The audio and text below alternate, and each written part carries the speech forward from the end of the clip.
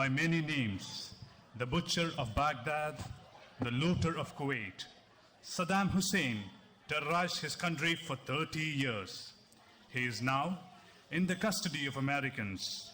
For all the bad things he has done, he was tried in court and sentenced. Using Wasta, IDAK managed to get permission from the Americans for this extraordinary interview. This interview was originally planned for the IDAK magazine, but halfway through, it became the oral health guide. The interview is conducted at a top secret location in the green zone.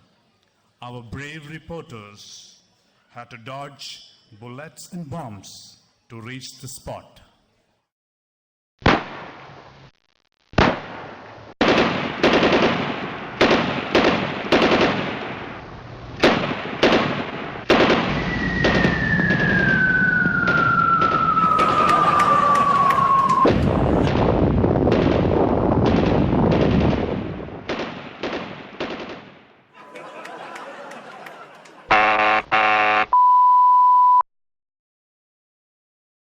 Unfortunately, the music played by the guards kept interfering with the interview.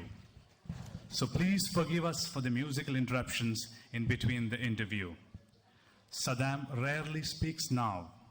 He conserves most of his energy for shouting at the judges. So let's welcome, ladies and gentlemen, our guest of the evening, Saddam Hussein.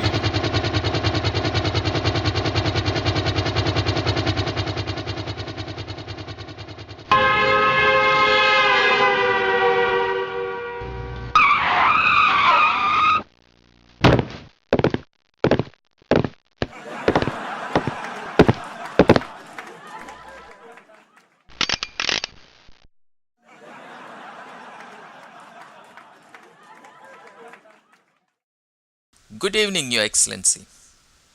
On behalf of IDAK, we extend a warm welcome to you. We know that you are awaiting your execution. So now I guess you have nothing to hide. Will you tell us the truth about what really happened? A few questions on Kuwait. Why did you invade Kuwait? Money for nothing and your chicks for free. Money for nothing. Chicks for free.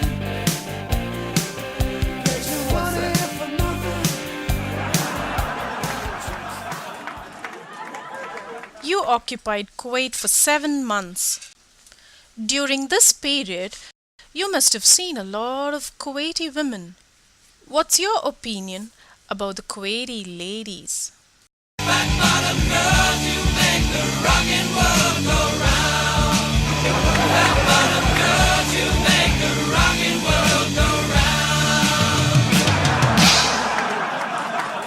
When you first saw the Americans on the streets of Baghdad, what went through your mind? Who let the dogs out? Who let the dogs out? Who let the dogs out? Who let the dogs out? What do you think about the Indian dentists in Kuwait?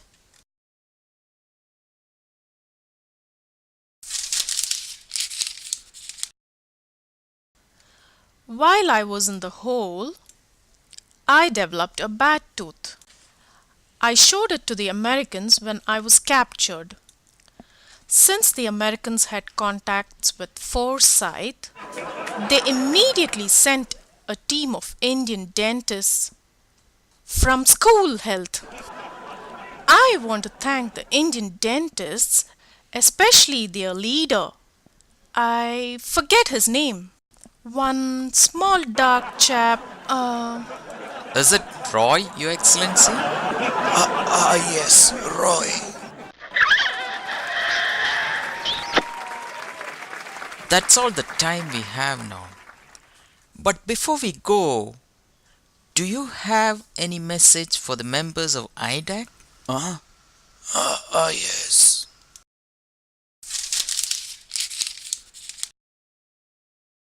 My dear Indian dentist, I did many bad things in my life. I lived in big palaces with golden bathrooms. But I was cruel and hurt many people. Everything was good for a while. But in the end, you always reap what you sow. So I got what I deserved. But during my time in the underground hole and later in the US prison, I realized what I did was wrong. I am a changed man now. But it's too late now. You all come from a noble land, a land of brave people. Time and time again, your people stood bravely against your enemies, including the mighty British Empire. So be brave. Stand up for what is right. Defend your colleagues. Even when the whole world seems to be against you. Be proud of your heritage. Smile at people. I know most of you are working hard, looking after your families, doing overtime. In fact, I think you all deserve a salary hike. But even as you work hard, remember to take a break occasionally. Even dictators like me take a break occasionally. I used to shoot people for a break. I have even shot a few dentists. But that's all in the past. Now I listen to KDA lectures. Unity is your strength in this foreign land. You saw what happened to Iraq because we were divided. We were fighting each other instead of fighting the enemy. Through IDAK, you all have a golden opportunity to come together. Every one of you must do your bit to keep it going. My advice to you, unite.